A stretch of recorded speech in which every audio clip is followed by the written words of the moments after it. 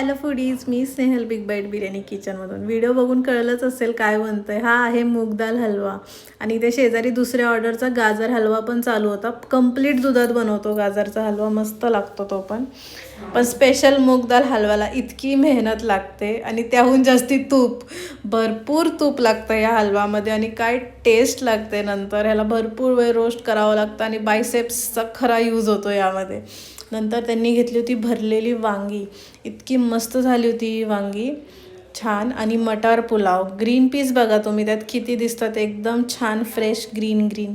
आणि मराठी जेवण आहे, आळूवडी नाही, कसं शक्य आहे. आळूवडी बघा किती छान दिसते, स्टीम करायला ठेवलेली, चिंच गूळ टाकून केलेली, इतकी मस्त कुरकुरीत झाली होती फ्राय.